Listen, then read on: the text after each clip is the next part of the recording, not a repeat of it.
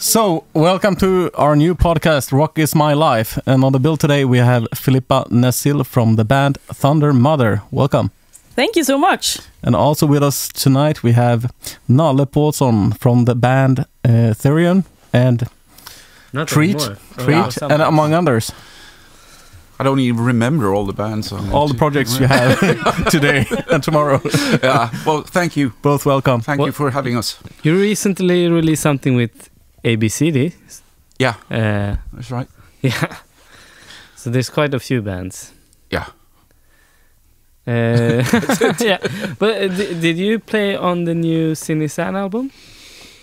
Yeah, I think I play on 7 of the songs. I don't know if there are 10, 11 or 12 songs, but I think I play on 7 of the songs. And you just released the album, right? With Cine?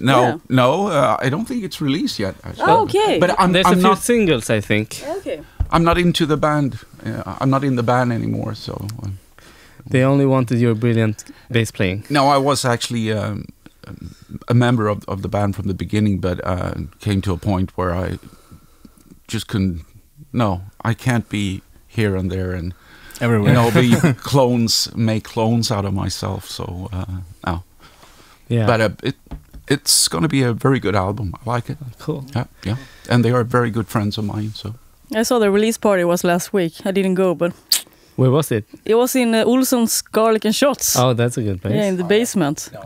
Like a fake release party then, because obviously only friends could hear it or something, you know? Yeah. No, I wasn't there either, so... No. All right, but we want to go back first and hear about how you both started. So let's start a bit with Filippa. How did you get into music to begin with? Oh, I always been into music. Yeah. I was born into a pretty, curious family, curious about arts and music, and my brother played piano, and I was like, I want to play something too, so I grabbed the acoustic guitar, and in school there was a electric guitar group. Ooh. So I was like, I want to beat all the boys in the school, so I practiced like hell. but from what I read, it didn't start with the guitar in your case. It started with a flute and a key harp. Is that true? Oh, wow! Is that true? You did your homework. I love that. So? Yeah, I played key harp for like 2 years. Really? And I was pretty good for my age. I was like 11 or something. So I played at weddings and stuff like that with adults. Cool. So and then I was like, you can't write songs on a key harp. I want to sing and write songs. I wrote my first song at 12 or something like that. So would you manage to play the key harp today? Do you remember anything? I would probably Because we got one. No, oh my god! we borrowed it from Åsa Jinder, right? Oh, I wanted to be like Åsa Jinder when I was a Mats kid. Wester from Nordman. Yeah, exactly. So I went to her show when I was born in Skåne, and when she came to Österlen and my hometown, I watched her and everything. But there's only so much music you can do with a key harp. It's like a Swedish folk instrument close to violin, so... No, I started playing acoustic guitar instead, and then electric guitar, and I found out about Ozzy Osbourne and Rage Against the Machine. They blew my brains out, so that's how I started into rock music. Right. Rage Against the Machine is a good start because the riffs are simple but effective, so it's a good way to start to figure out I think that was it, yeah, because right now I would never play like Tom Morello, only effects, like wah-wah, and you take out the cable and play to the strings and do weird noises. Now I'm more like, I like if you play the real deal, like bluesy stuff, and he never play a proper normal solo, you know what I mean? Yeah. But it was a good start for sure, learning all this like riffs on, it was like chords, chord riffs. And then, yeah. What age did you started to practice the guitar from the acoustic and so on? I was in 6th grade. How old are you then? 12? 12. Something like that, yeah. So when I was, when I was like 15, I played already in a few bands and stuff like that. Did you pay for your first guitar, or did you borrow it from a friend, or how did it come about? My father bought me like a really cheap, shitty Squire. I still have it actually. Yeah. And then I got a de-armand after 1 year because I said I can't play on this crap guitar. So I got a better one. And then I also summer worked to get a real guitar. I wanted to have a PV Van Halen What did guitar. you do for summer work? What did you do for summer work to earn I that worked cash? as I cleaned my school in the summer. So I had to take out the carpets and wash them by hand and paint the walls in my fucking school. But I was just thinking about my guitar and this little port studio 4-channel mixer I wanted to have to record my songs on. Yeah, with a cassette or? No, this was actually digital. Oh, so like a modern one. Yeah, it was a pretty modern one. To me, it's a modern one. Right. So Nalle knows about cassette. Yeah. I had 4 channels to play around with, and I actually moved to Stockholm already when I was 16 because I got into Rytmus, Stockholm Music Conservatory on electric guitar. So I had to move a lot, 650 kilometer. And then I bought my PV before I started, school first day. So I had my Van Halen guitar, and when I moved to Stockholm, I immediately started to use my Porta Studio and like put it in the computer, and I made demos, and I went around to all the labels in Stockholm like within the first year. That's how you do it. Yeah, like trying to get a label by myself on the shitty songs I did. Yeah, I got declined, but anyway. Well, that's a good that you're motivated from the start, and you knew that you had to work hard for it, and not just. Well, at that time, I remember also playing in bands, and a lot of us just thought we'll do a song, put it on MySpace, and then we'll be one of those that. Oh, we just put a song on MySpace and now we're world famous. Like you kind of expected that to happen if you did a good song. I put hours on MySpace. Yeah, I lived on MySpace. Yeah. So the same thing for you. How did you get started? Fell in love with was it rock music or? Yeah, it was rock music. Yeah. From the beginning, it was my brother, who was 10 years older than me. So. Already when I was about, I don't know, I must have been 5-6 years old when I heard he was playing the Rolling Stones and Jimi Hendrix from his room, and immediately got interested in it, and he noticed my big interest for rock music because I was sitting there in his room all the time, and he had an acoustic guitar, and I learned to play a bit to figure out what they were playing. Like I said, it was Jimi Hendrix and the Rolling Stones from the beginning, and then it was Deep Purple, Black Sabbath, Led Zeppelin, and so on. And all the good bands. Yeah. Sorry? All the good bands. Oh, yeah. So did you borrow his vinyls when he wasn't around? Or yeah, I was it sitting okay at with him? his room listening to music. It was okay for him for you to borrow his equipment and stuff? He was like my... another daddy, an extra daddy or something, and he was my idol, So. Usually it is like an older brother, don't touch my stuff. Yeah, no. It was actually the opposite. Yeah, of course. He noticed how interested I was, and that it was for real. So he started to bring me to concerts already when I was 9 years old. And as far as I can remember, it was only me who was that small. When I came to, it was all these big guys and girls there. So actually, I was born in 1963. So already 1972, I was to my first concert in Stockholm at the Royal Tennis Hall and watched Jethro Tull. Right. We talked about it earlier. Yeah, and I also watched, for example, Led Zeppelin, Status Quo. And Kiss? Yeah, that was later on in 1976 at Gröna Lund, the amusement park. Right. Yeah. Do you get like special memories from those shows? Yes. Today? Can you share with us something? But at first, to stand there at my first concert, it was like unreal. It was like, is this for real? They're standing up there, and all these green and red and blue lights and stuff, And I heard the songs that you only heard on an LP before or tape. It was fantastic. And that caught you? Definitely. Yeah. Much cooler than Åsa Ginder. Yeah, but that was the way it started. And later on, my brother gave me an electric guitar. And what happened then? Yeah, I got into, or came together with some friends, and we started to play together and so on. And, in the garage. And was it the classic that you started playing bass because no one else wanted to, or no, you were drawn to the bass? No, it was actually when I really started to. No, I was, my focus was on the bass player. Yeah, I remember looking at the photos. There were only photos at that time. You had no video or anything, So I thought it looked powerful. I thought it looked more powerful. So, I think one of my biggest influences when I really saw that it's bass I want to play, it was actually from Glenn Hughes from Deep Purple. Oh, cool. When I listened to the album Burn. Oh, yeah. And also Geezer Butler from John Paul Jones and Steve Priest from The Sweet. Yeah. Mm-hmm. But there were many really iconic bass players at that time to really and also I would assume that Gene Simmons made some kind of impression. Yeah, very much. We saw the bass you played here when we did the songs earlier. And what happened later?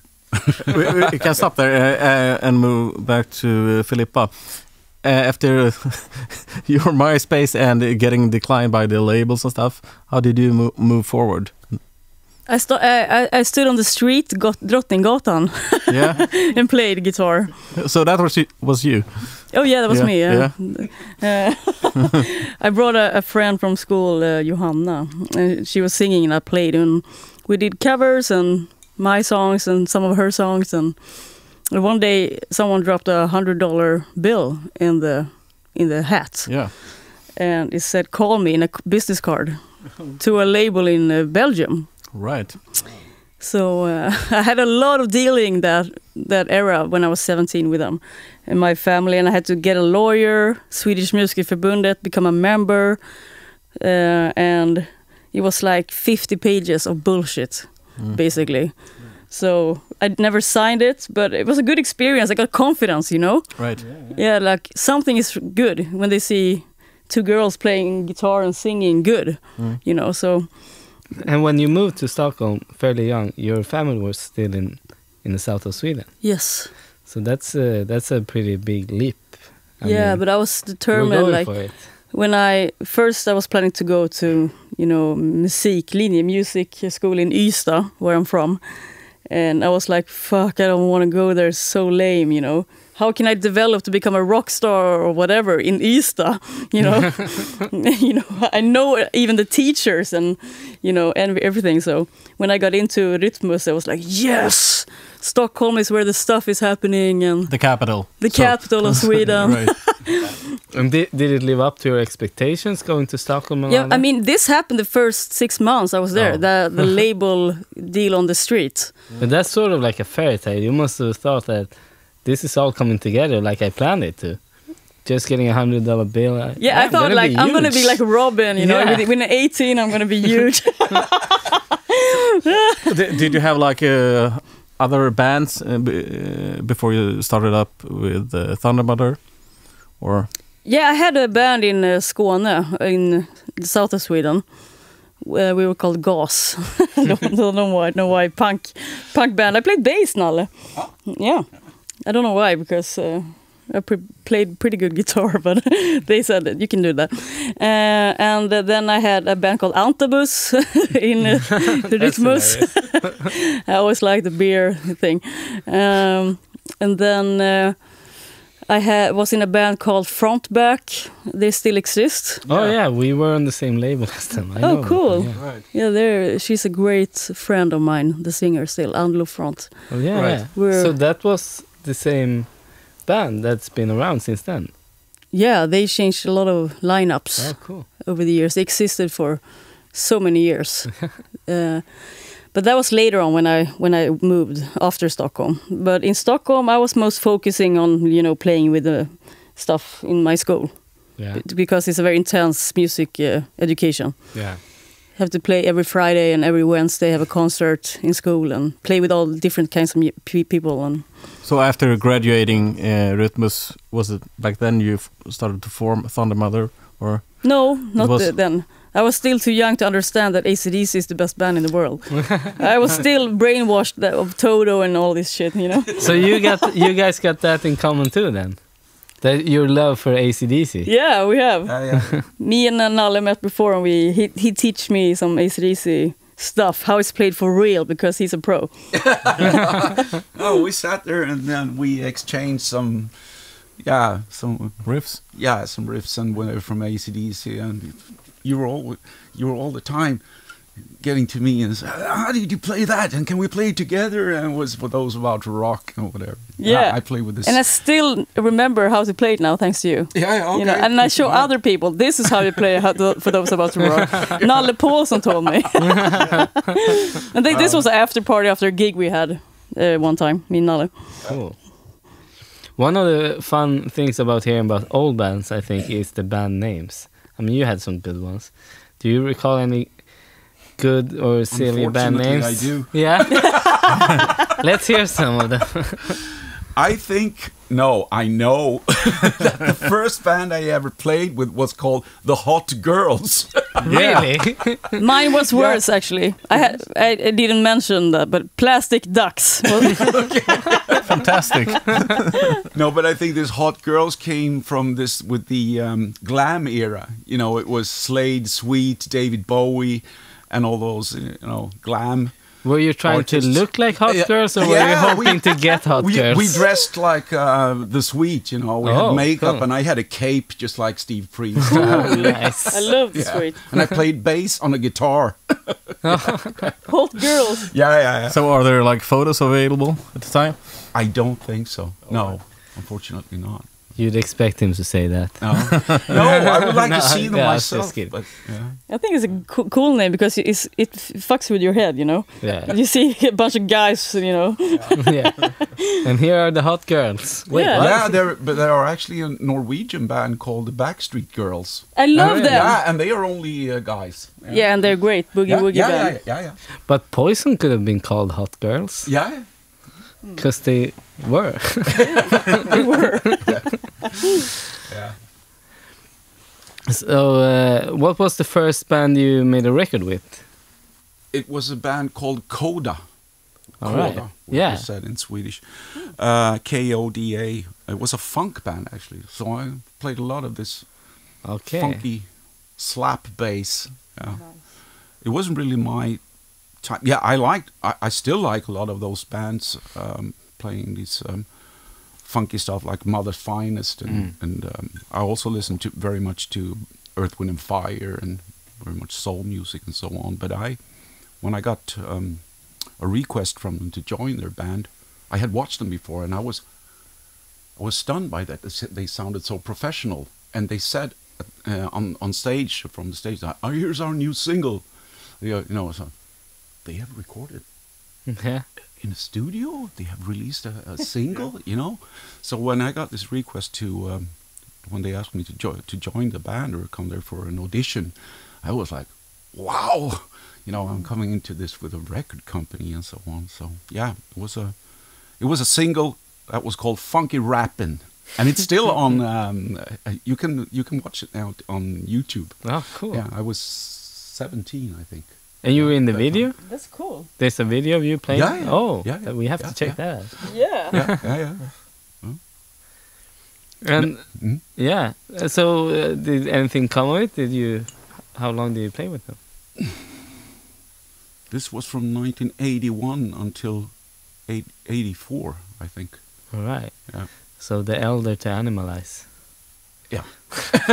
And you had a label That's how then. we That's know. cool. Yeah, small label called Mandarin Records. Just still, when you're 17, have a record deal and that go was into very that. unusual at that time, back in the beginning of the 80s. So Did your parents sign it?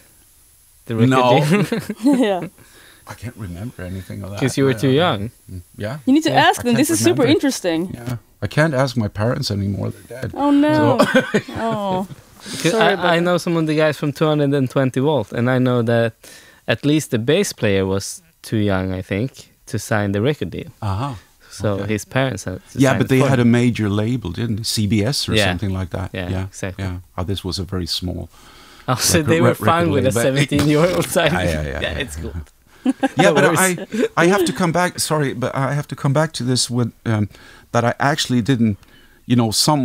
It wasn't that I started to play bass because there was no one wanting to play the bass. It was really my choice. And afterwards, I've been thinking about this because people have been asking me, why did you choose to play the bass? And I used to say that my father was a builder.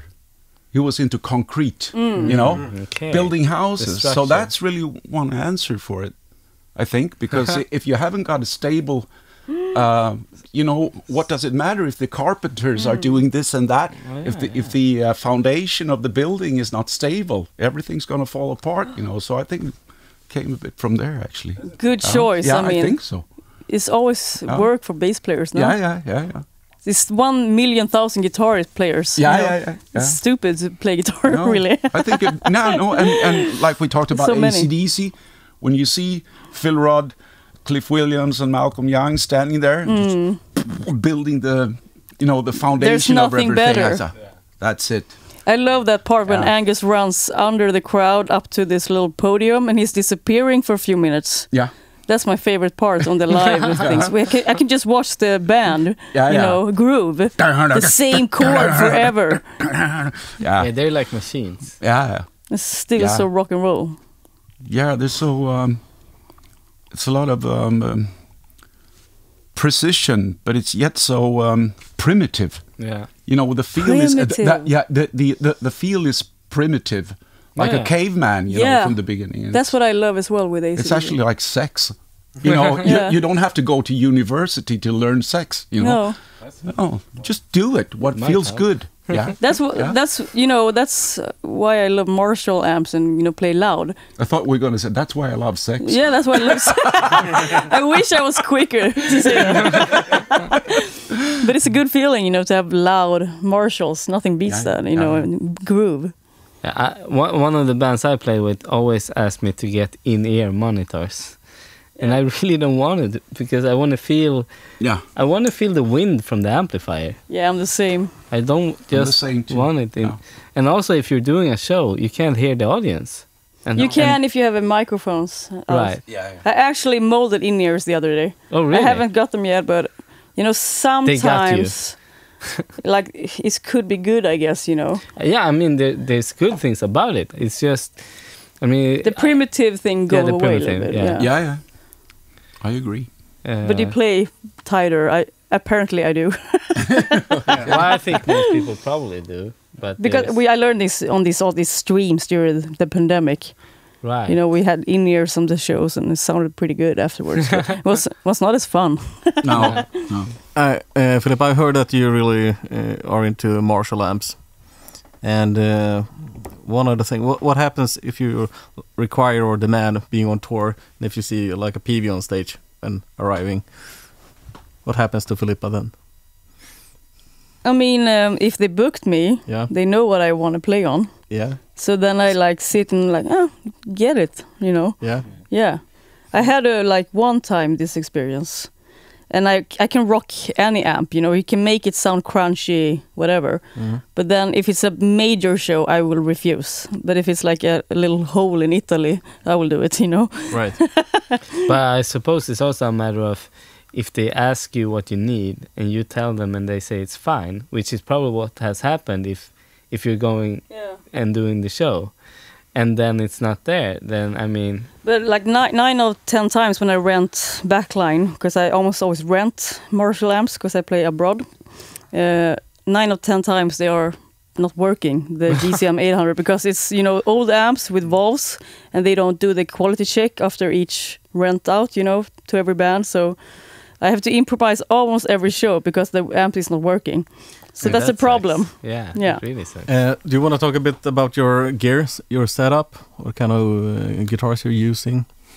Effects? I'm like Angus in that way. I have one guitar on the whole show. Right? An Explorer. Gibson Explorer. It looks great. It becomes iconic when you do that, I think.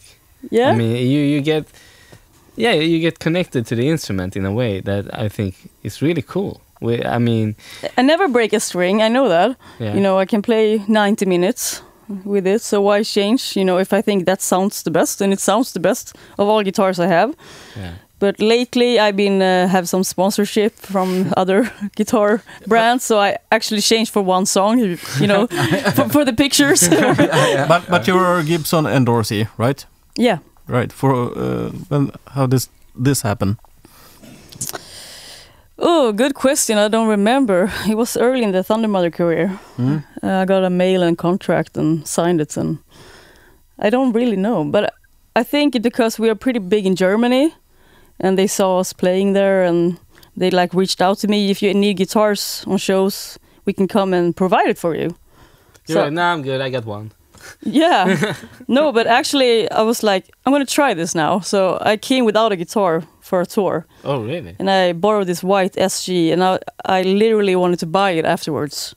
And they said, no, this is a rent out, so I had to give it back. No. And then I started almost crying, you know. It was a great guitar. Right. You fell in love with it. I did during that tour. Cool. Yeah, I found my way on that one. Couldn't you just say that it has been stolen?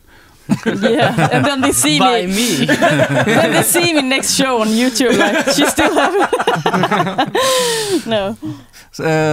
How about you, Nalle? What kind of gear do you use on tour or in studio? Ever since I joined the band Therion, we have been playing with in-ear system. Right. So I haven't had any backline at all for, I don't know, 15 years. But before that, I used Marshall. But you have like this kind of like a pedal, or I have a preamp, a Sans amp. So for both live and for recordings, I just go through my Sans amp, put a bit of distortion, and done straight in. You also got a sort of axe that is iconic to you, I think. You got your Yamaha Bass that you played mostly on, I would assume. Yeah, I played the Yamaha BB 1600, it's called, or it was called back in the days. I bought it in 1986, and I used it until now. But it was in 2004 when I was going on a bigger tour with the Swedish band Gyllene Tider. Or I played with one of the support acts, Pugh Rogefeldt. Yeah. Then I needed an extra bass, and then I talked about it with a friend of mine, and he knew a guy who worked at Yamaha, Europe or Sweden, and he said, "Of course, you should be endorsed by Yamaha, you know." So I talked to them and said, "Yeah, of course." And so I got a few basses from them. Wow, it's that easy. Yeah. If you're good. Yeah, at that time. And if we're talking gear, I just need to say we just recorded a new album now in January with Thundermother, and I actually didn't use any pedals. I had only amps on the album, and I have like GMP, Marshall, and GCM 800 and a 900. So I only use amps on the whole album, no stuff in between. Cool. That's nice. Can you tell us what studio and producer you've been involved in with this album? Yeah, we were in Stockholm this time. We were in Medley Studios last time in Copenhagen. So we brought that guy, Søren Anderson, who plays with Glenn Hughes. He's a guitar player. And also electric guitars. Electric guitars, his band. His Jesper own band. Binzer, maybe? Yeah, and Jesper Binzer. He plays. He plays around. He's a rock star in Denmark. But he came to Stockholm, and we rented Bagpipe Studios, the copy of Abbey Road. The legendary. So we were there for 15 days now. It was epic. It must have been, yeah. The sound is good. So we've just been mixing now. I heard the last mix yesterday. Oh, cool. So there's been a lot of they've been talking about that they were going to tear down the studio, but then they changed their mind after people protested it or something. Yeah, exactly. Okay. When we were there, DN, Swedish biggest newspaper came and asked us what we did, and we were recording. We were a rock band. Oh, there's still analog bands. Like, I thought everyone worked with computer nowadays, but that was because they were going to tear it down. Apparently, we didn't know about it. Oh, you recorded analog? No, not analog, but we use like real instruments. Oh, right, yeah. Like most people in bagpipe, there's a lot of studios in there. Right. Use like a computer. Yeah. You know, a lot of artists, Swedish artists, and hanging around. So yeah, but it's mostly analog, but it's not on tape, you know. Exactly. But it's a mixing board. And can you tell us a bit about your role in Thundermother? yeah. What do you do? But they're not going to tear it down, by the way. No. Because people protest. They saved it. Yeah, saved it. In case That's people good. like, can you finish what you talked about? My role in Thundermother is I founded the band 2009. After not being able to like do my own music like for all these years and get a label or whatever we talked about before. I want to start a band that I love because playing live is my big thing. When did you finish Rhythmus? 2002 or something like that. 2003. So there were a few years you were trying different things before you. Yeah, it took a few years before I realized like I want to start Thundermother. Yeah. I had a little break. I had a guitar break for 2 years after Rhythmus. I was so tired of playing guitar. Yeah, I can understand that. Being forced to play everything I don't like, you know. Yeah. So then I found the easy ways, 3 chords. And no one talked about AC/DC in Rhythmus. Of course not. They only talked about complicated stuff. Yeah. So I like a little revolution by myself. That's good. So how did you found the members of the first lineup? The first, I have many lineups, as you probably well know now.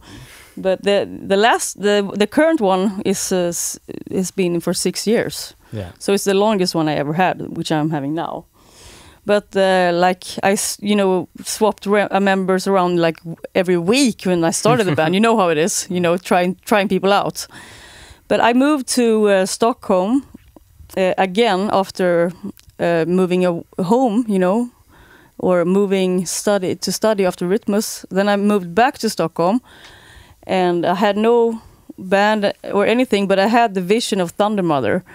So you had the band name and sort of an idea what you wanted to do. I had the whole plan out. Oh, you know. really? I even had That's the songs for the first album, and I had my vision. So for the other members, it was just get on board. Get on board with my project. I got this. Yeah, exactly. Yeah, that's brilliant. That's how I started it. Yeah. So are you like the main songwriter today, or do you have other members to come in and work this on the songs? Current CD, like upcoming album, we write me and Emily, the drummer and the singer, and we also have the producer to write with us. How do you write the Thundermother song, would you say? Well, we also have this guy Palle Hammarlund, by the way, who is co-writing on some songs. Like, if I'm sitting, we have nothing to do, like with the producer, Søren or something. I often start. And I say, let's do a fast one, or, you know, let's do a Kiss one, or, you know, I have the vision. Or an AC/DC one. Or AC/DC one, like, can we do something? And I do something little, and then he, like, keeps on spinning, and then the girls get excited and starting writing lyrics and come up with a hook, and, you know. Does it often start for you, like, with a riff, or just... No, I know what I want. So, like, we need to find a riff in G, like, in this tempo. But the music comes first for you. And then lyrics and melody, or yes, on the last 2 albums they do. But when you enter a fancy studio like Bagpipe, which is sort of a dream come true, obviously, have you written all the songs and rehearsed them thoroughly, or we have them already recorded in a professional pre-production? Oh, all right. So I know every note I'm going to play when we go into this kind of big, expensive studio. Yeah. That's smart. So that's what we spend the whole fall on, to make the album in a mini studio, you know. And then you do it again. Computer drums, and then we do it all again. Okay, that's cool. And then I can even have the song, the demo when I'm recording, or the drummer. She has the whole song already. Yeah. Well, that's a good way of doing it. That's how it's a proper way. We didn't do that before. We played just live. We didn't have a click or anything on the first 2 albums, but we realized if we want to have a really good one, it's better to be well prepared. Yeah. It's difficult to make a spontaneous album and make them as good as I feel. Some people are very like, you shouldn't rehearse too much, you lose the magic or energy or whatever, but I haven't really experienced that. I've done spontaneous albums or songs that I thought was really good. Yeah, me too. But overall, being prepared is quite good, if I do one sour note, I'm like, it's good enough in the studio, then I'm going to hear that sour note for the rest of my life. You know, being irritating about it. Yeah. So it was okay that day, but not every day for the rest of your life. No. So yeah. So that's what I mean. What you do on the album, you're going to live with it. Yeah. So you want to make it perfect. Yeah. But it's not especially super fun to record an album this way. No. It's pretty boring, actually. Another thing is being in the studio with Thundermother. Is it okay to comment what other do? Can you comment about the singer, or can the singer or the drummer comment your guitar playing, or how can you describe? We your made roles? a rule now how to do it. You mean funny. criticize? Yeah. We did a criticism rule, and that was like, wait, you need to try a few times, then before do this, everyone in a band do, and then let the producer comment. And then try again, and then you can comment. So I've been waiting, when can I comment? When can I comment? right. You're building it up. This sucks. I gotta tell them. Yeah, but then often it ends up with I don't have to say it because the producer thinks the way I'm thinking, or whatever. The others. I find that too. Like usually, when you listen to something back, it's kind of obvious, but sometimes you ignore it the first couple of times because it's a hassle to fix. I remember plenty of times we've been going through songs, and then the third phone call, this has been bugging me in the first verse, and he will be, I know. And usually right? It's kind of obvious. We were done with the whole album, and then I was like, can we talk about the vocals in the second verse in this song? Yeah. I think this line, we could do another rhythm. It would be cooler, to make something happen. So the singer just went in and did that. Then, you hear when it's done. Yeah. What can change as well. Yeah, and it's fortunate when that happens because, last minute upgrades to the songs. Those are super important. Yeah, they are. Yeah, even when we recorded and the producer went home to Denmark now, when we were mixing last week, he was because we all have home studios in my band. We all have professional mics at home. Oh, cool. I need harmonies for this one. I'm missing, a double on the vocal, so she could record at home. I could record it, we can just send it over to him same day. Cool. Yeah. So even now, in the end, we did changes. And well, when you hear these stories, do you get jealous? In the 80s, we had to cut the tape. And we actually did. Yeah, I know. Yeah. I mean, but it must. If you heard something, it wasn't about whether you wanted to say something. It's probably about, do we have time for this? Yeah. No, it was just when it's done, it's done. Yeah. You can't go in there and change anything when you record it on a 24-channel tape. So. Would you say you had to be a better musician back in the day? If I was a better musician? No, musicians in general, would they have to be better because of the way you recorded? Or was there simply some bad musicians who made it anyway? They just did more takes, I guess. I don't know. Maybe. Yeah, I actually really don't know. It was more... Maybe it was more spontaneous, but it was also a bit more boring, I think. Because you really were sticking to... I got to do this because now the red lights are on, Right. Mm. So I think actually I play better today than I did back then but on the other hand, today I can sit and edit. Yeah. Right. I can fix with my Feel my more back. loose. Yeah. In your playing. and then I can do the spontaneous stuff. These bars, and I was like, okay, now I go for it. You know, and I get it exactly the way I want it. But it was like when we recorded with you these songs for your band, we just did it. Yeah. And that was it. Yeah, that was very spontaneous. I could ask you for the files. You know, I can fix the bass better. Yeah. Does people know that listen to this pod that we play live in this pod? Well, I think so, because it will be a theme throughout the pod at each episode. We will have the guests performing 2 songs, but we can talk about that. Like the songs we did, we've just been playing 2 songs before we sat down to talk. And we had our good friend Andreas on drums to help us out. And you got history with him. You went to the same school. And it was great fun. Yeah, and really was. Yeah. We did Foxy Lady and Kisses Come On Love Me. It was like a gig. I was sweating. Yeah. I was nervous. Yeah, it really that's was. What happened. Yeah. No, I haven't played this before. And you also sang lead vocals. Yeah. At the same time. Both of us did. Like, I'm proud of us. Yeah, me too. We did a good job. And we asked you 1 hour ago. Yeah. No, I filled in for Cindy San. You know. This is good, like promotion for like us, you know, who is not lead singers. We can all sing. And come on. Yeah. It's not a big Just like that. Yeah, just like that. Yeah, but the willingness to try, I think, is a good thing to have, because some people will be, no, I don't know, maybe I can. But you went for it. I really like this feel that we had, that just do it. And was that's all right. But we did some mistakes, but what the heck? Yeah, like this is cool. This is good. Yeah. This is truly live. So enjoy that, guys. And we know if it's bad, because then our lovely engineer here will say, "Are you happy with it?" Then we know. Oh, maybe one more take. No, but I also have to say that this with fixing performances in the last minute. Yeah. There are quite a few times that I heard it's not only about performance. It's about actually songs. Yeah. That comes up in the last minute. Right. I was thinking about a band that I followed since the 70s is Kansas. Right. Yeah. And while they were almost ready or done with the album, and then the guitar player, Kerry Widgren, he was sitting there just picking on his guitar, and someone in the band said, "What's that?" It's just for practicing. No, it sounds like, and they started, "Let's make a song."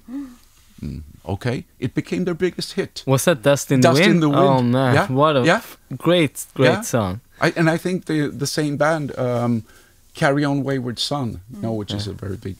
we should have played that one. Yeah. I know that one. Yeah. It's and was the same thing with that one. It came up in the last minute too, I think. I think Paranoid too, with Sabbath. Yeah. They needed one more song. The album was actually going to be called War Pigs. Yeah. Yeah. That's because they have this soldier there on the cover of the album. Yeah, right. And then the record company said that, no, the album is going to be called Paranoid. What the hell does that soldier there that has to do with Paranoid, But okay. Yeah. Classic record label. And it worked out fine. It did. And The Darkness, I Believe in a Thing Called Love. That was a joke. The singer was joking with the band, and they were like, "That's a pretty good riff. Yeah, let's do a song." That's a big hit too. Yeah. Has it been the same for you guys? Songs you've been reading? The joke is the song. Is your biggest hit a joke? No, just kidding. Oof. No, I don't know. It's a little bit the jokey, like one of our first song on the first album is called Shoot to Kill. And all the big guys in Germany know that, shoot to kill, They love that. And it's about, a guy being bad in bed. Come already, shoot to kill so I can move on with my life. They have apparently not heard the lyrics, No. It's pretty funny. Yeah, that's hilarious. We always like...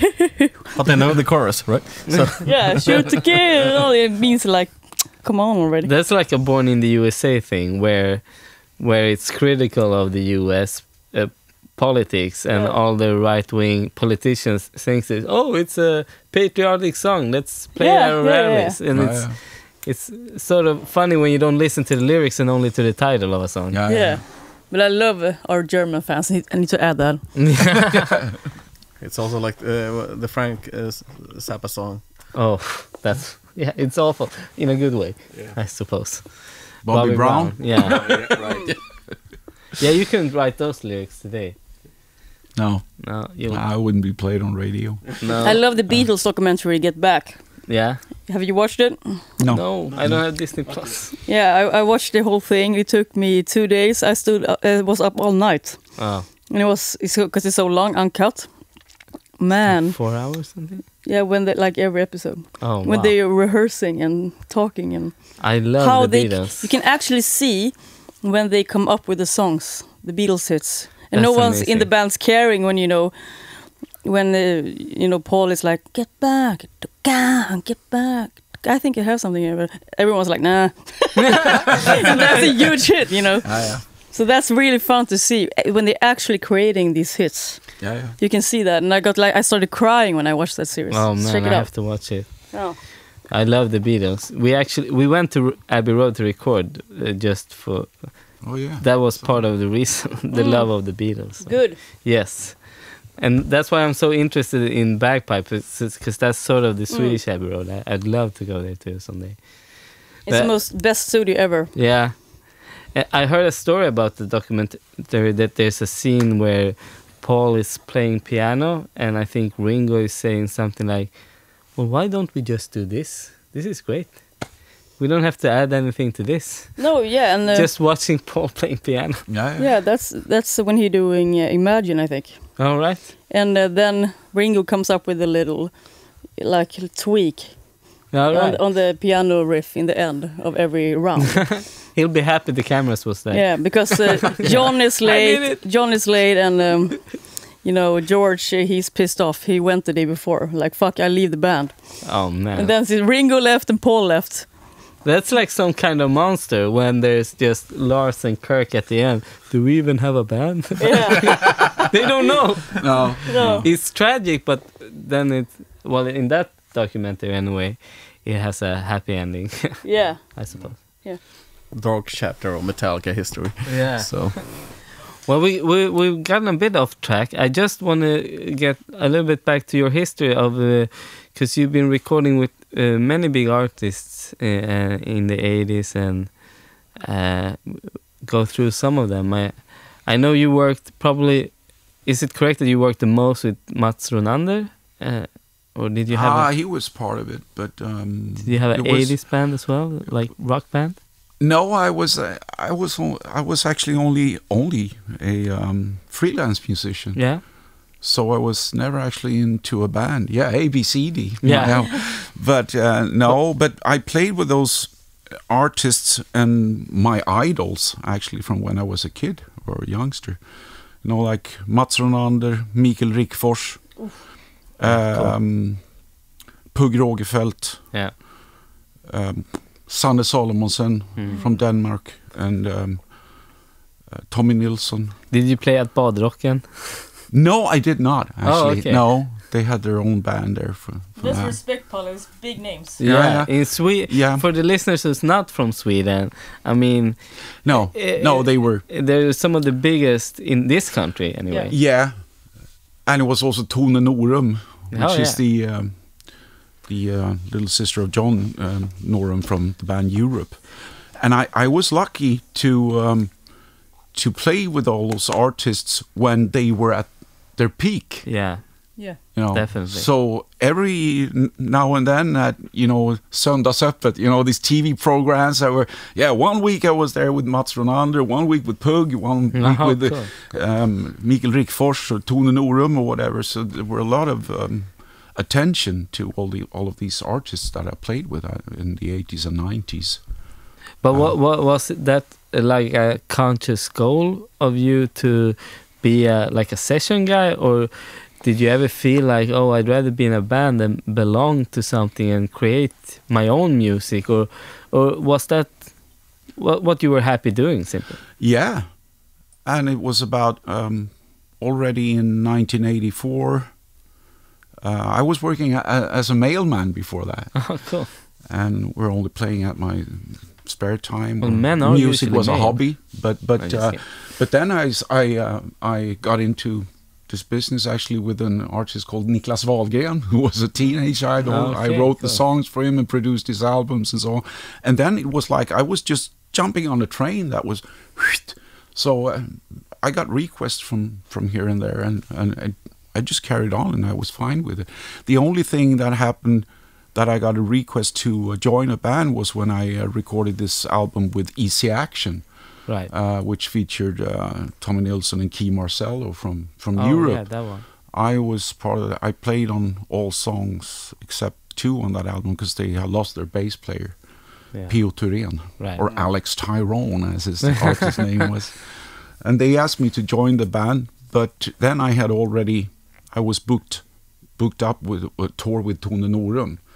And you saw that you didn't know what was going to happen with Easy Action, but there with her, I had, she was very popular at that time, Yeah. and it was an income, and I think I already had signed contracts for it and so on. So, and after that, Key Marcello left the band for Europe, so it So all you just made the went right down. choice. Yeah, so I've been fine with this freelancing. But you're all the together time. now again.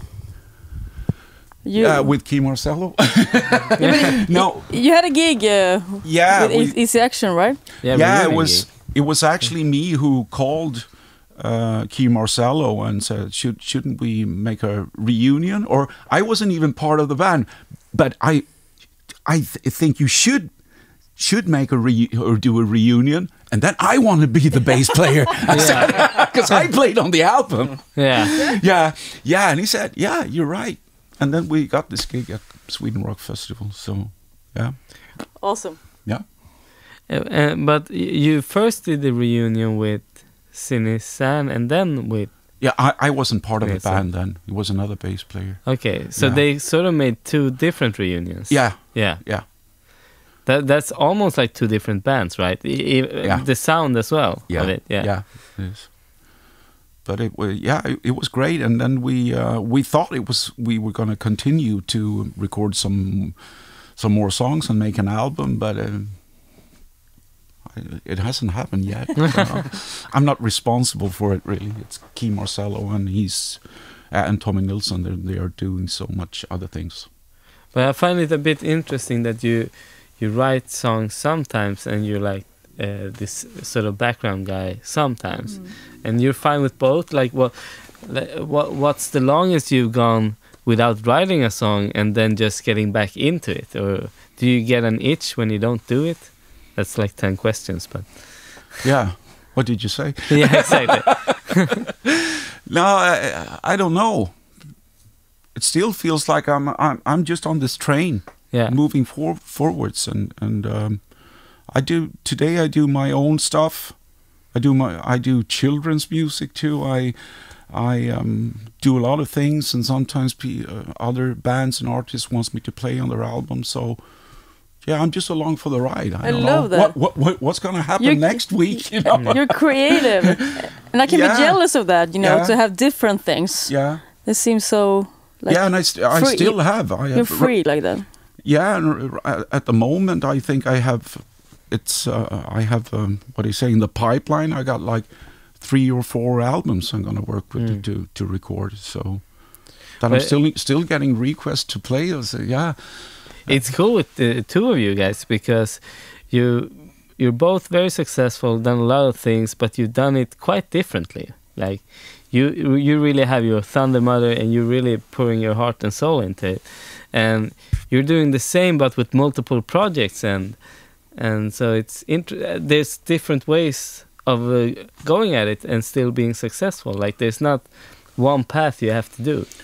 Yeah, but I think it's really about the that you're saying being creative and you know, and you're still. I actually still feel like, even though I'm 58, I will be 59 this year, but I still actually have the same feeling for music as I had when I was 14. Oh, lovely. And I still love AC/DC as much as I did then, or even more, Deep Purple or whatever it is, and I'm always looking forward to what's going to happen next, you know.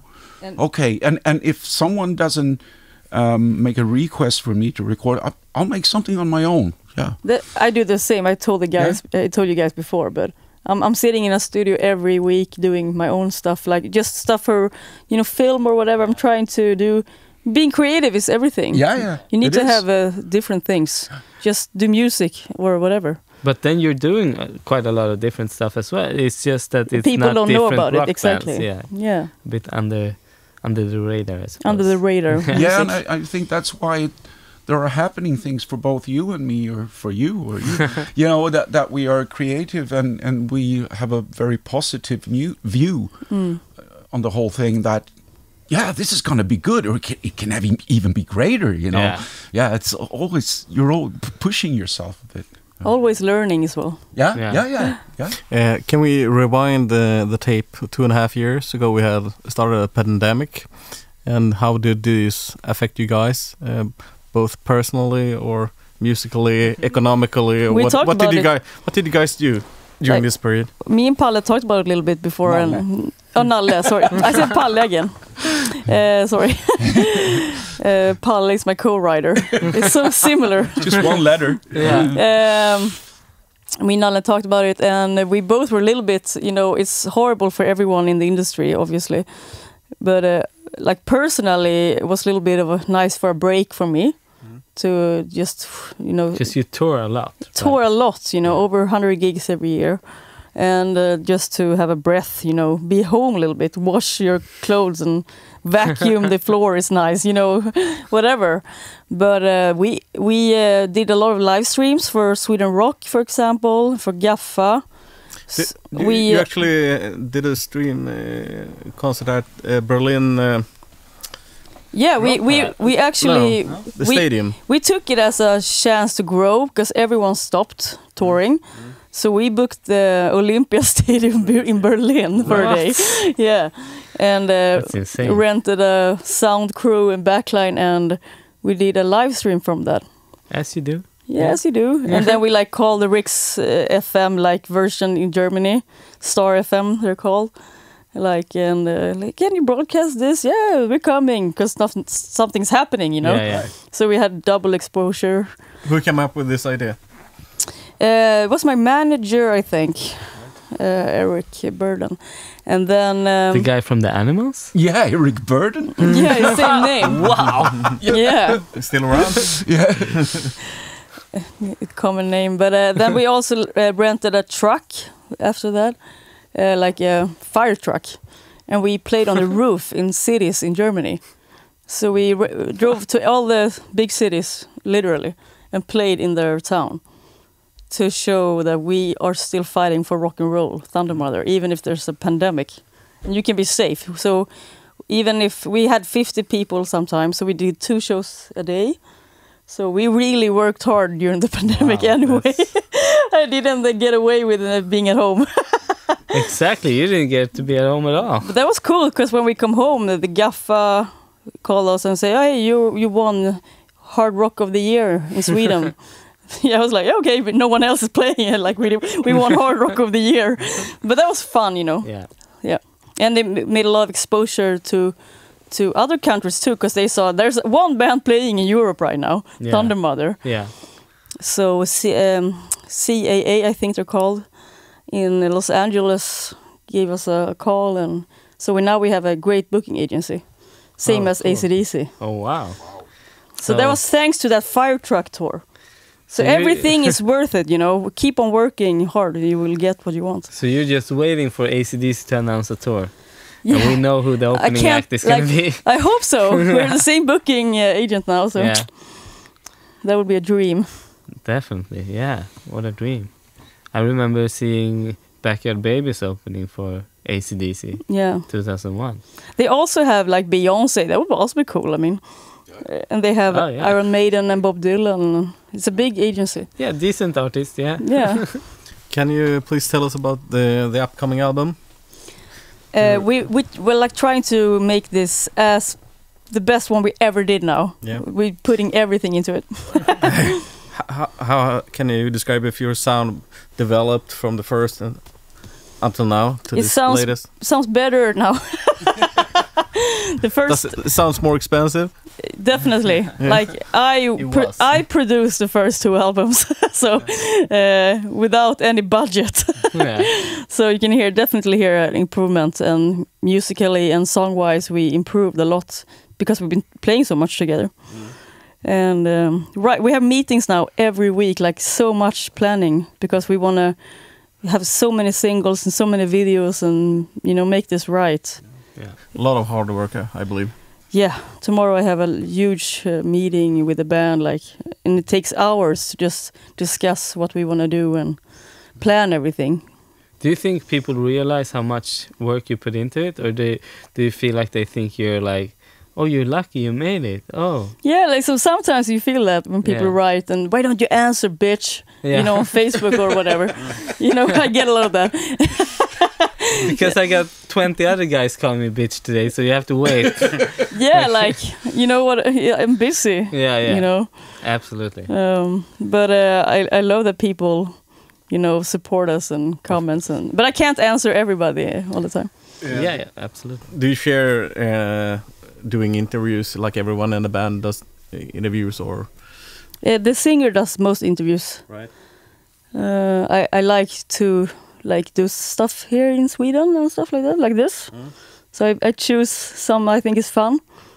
Right. Yeah. This is fun. Yeah, it's fun. This is fun. The boring one goes to the singer. But it's a lot of it takes it's like one every half hour. How it is. I remember one of our early gigs, but it was so obvious that sometimes people think that the singer is the only one that can talk. Like they're the boss. You have to talk to the singer. Voice. Yeah, the voice. It is in the concert, but not once you're off the stage. Because I remember the whole band was standing at the merch table. It was a small gig, not a big audience, and there was this one hardcore fan standing next to the merch table, and just looked at us, looking behind us, and we were like, Does he want to say something? And then finally our singer came out of the bathroom and joined us. Then he took a step forward. Oh, hi, I really like you guys. Great. I was like, yeah, you could have said that a minute ago. We can take that praise, it's fine. No, but she is the voice, of the band, I guess, a little bit. Yeah. I did most before, but I'm happy to share. I learned to share during this career. It's not my band; it's everyone's band now. I suppose we're democracy. You've done a few interviews by now. I made the seeds, and now the garden's growing. I'm leaning back a little bit. Looking at what you created. Yeah, and I can relax a little bit. I have so driven members now. Yeah, that's nice. Yeah.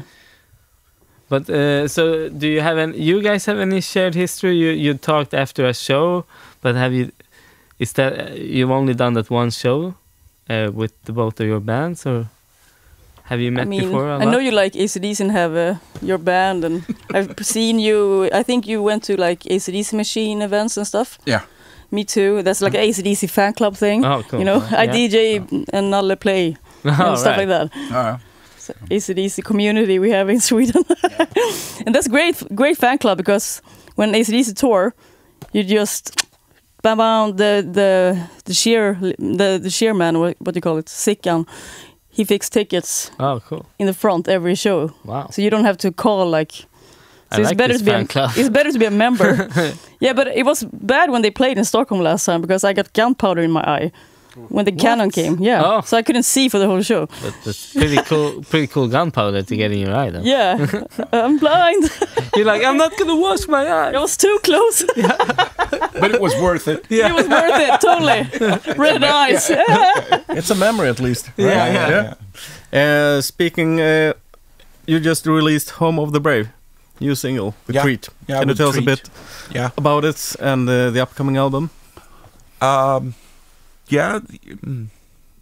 album is great. as the other ones.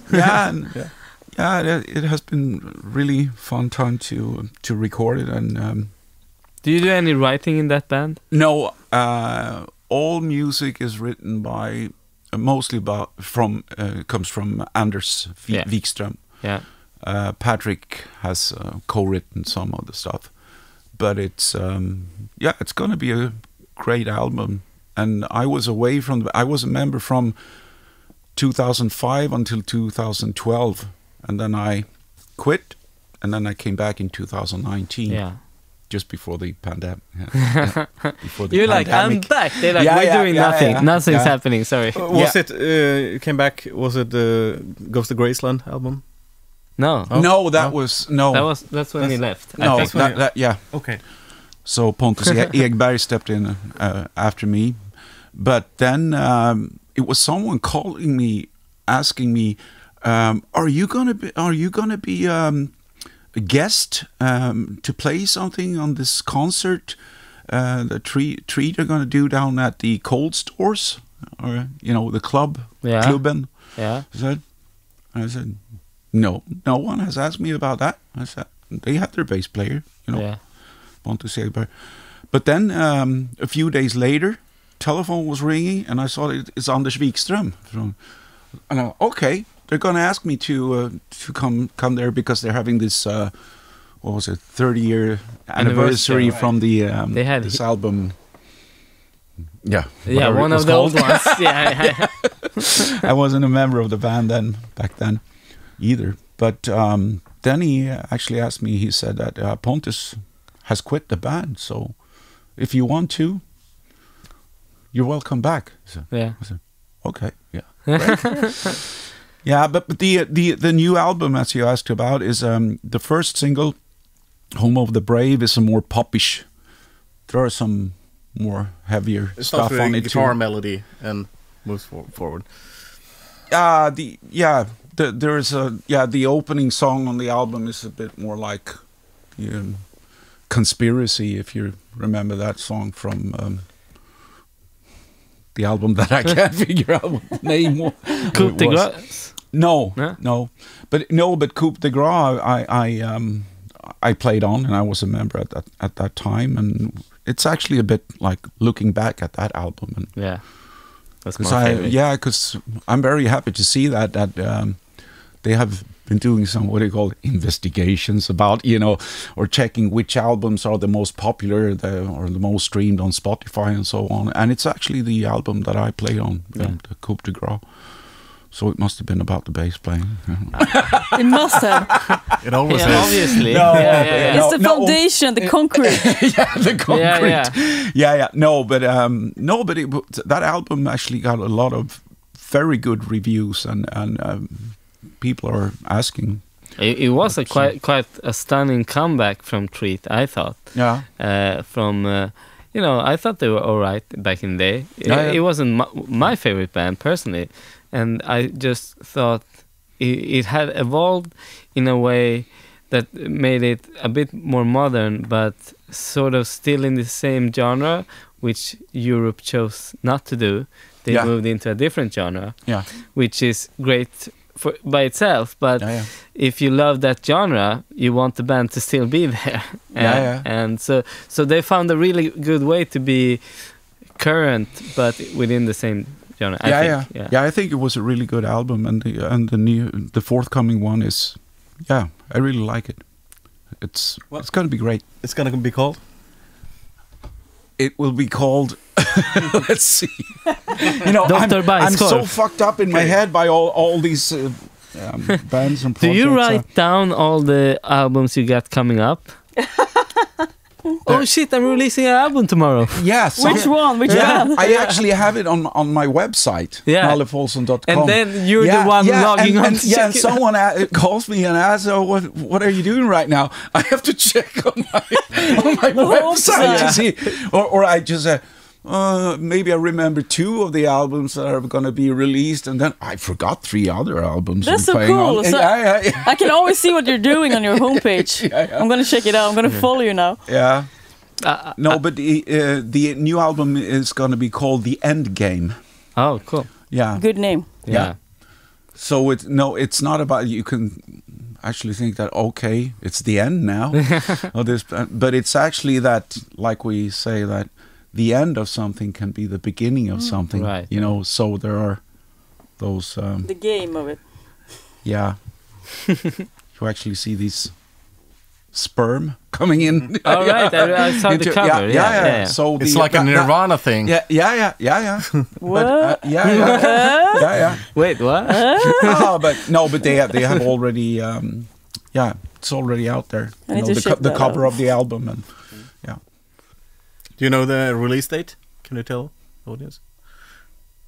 Check Nalle Påhlsson.com. the 8th of April, I think. It's gonna be released through Frontiers. That's the same day as our first single on my new album, Okay. Thundermother. Yeah. What a great day for rock and We're roll. gonna people will listen to both of us. Yeah. We're 8 of April. Yeah. But it's actually fun because I've been a fan of Treat all the time. You know, Oh, yeah? So I That's actually cool. play with my idols all the time. That's so cool. Yeah. So there's gonna be like a tour during the spring here, or We are right now. We are planning some gigs, or there are some gigs coming up, but not an actual tour. no? No, But not a yet. release Not party, yet. I guess, as well. I guess so. Yeah. We'll see. There's always a party. You can go with Thundermother. They're always touring. Yeah. I don't know where I am and where I'm going or how many shows or When do you start your next tour? It's soon, right? I don't know. No, Check my homepage. Yeah. Homepage.com. Yeah. I have no idea.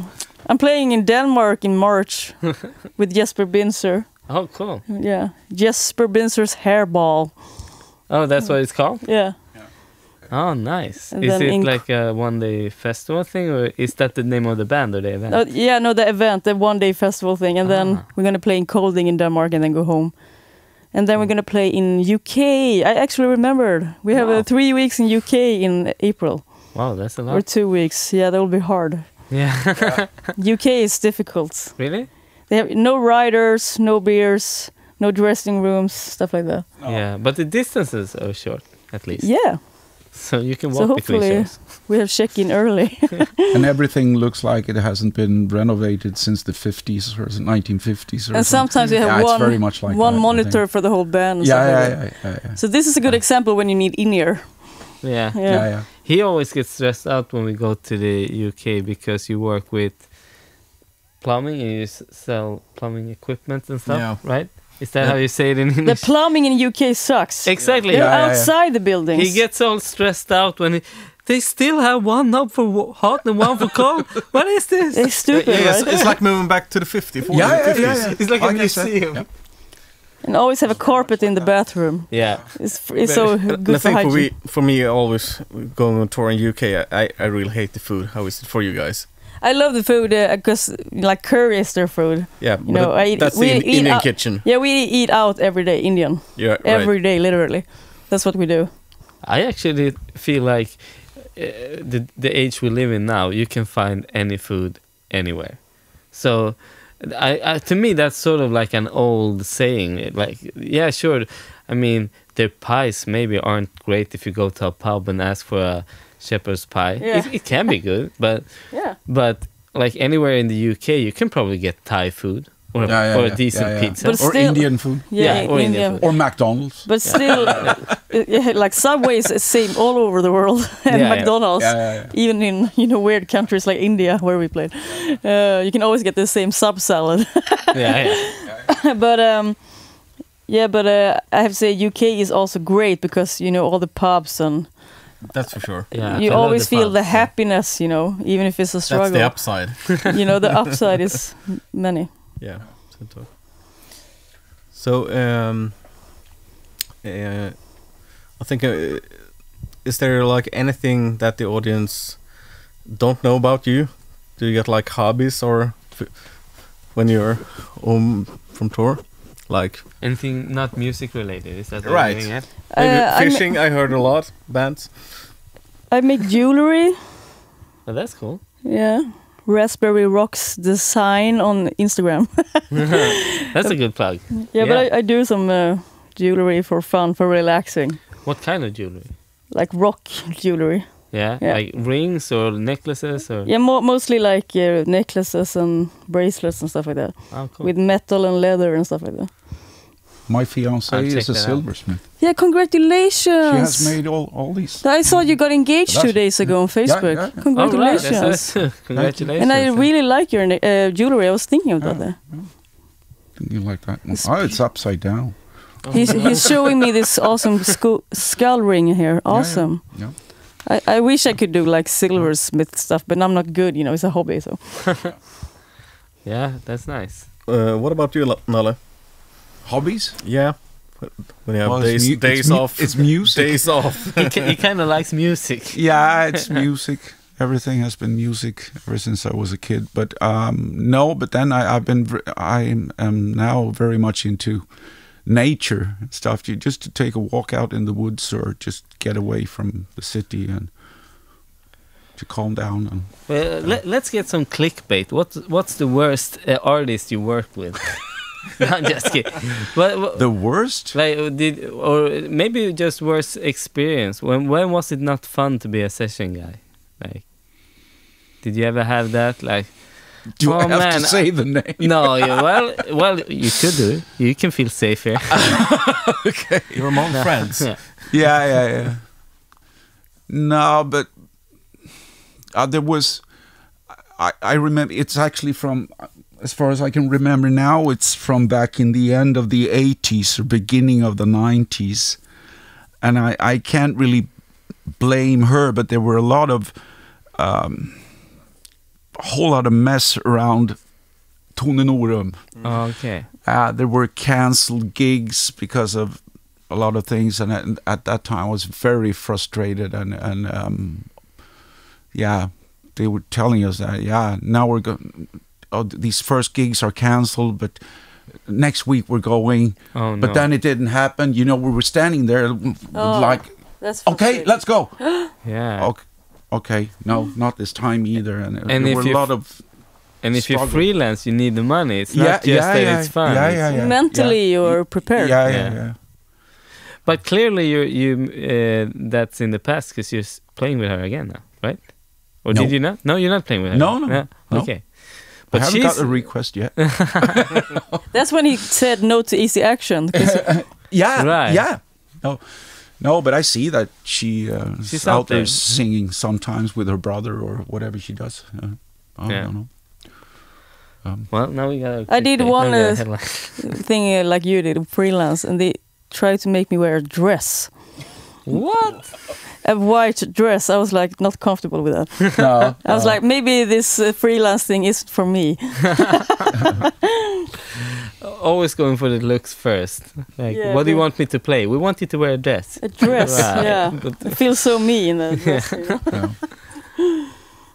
Yeah, well, I think we've probably been talking for an hour at least. Yeah. And you've been very gracious with your time. It's been great having you here. Yeah, likewise, it was super fun. Thank you for the hospitality. And we loved playing with you guys. It was good really care cool. of us. We love playing with you too. Good luck with your upcoming albums. Thank you. And thank tour. You. So check out the new Thundermother, the new Treat album. ABCD. 8th of April, both of us. Yeah.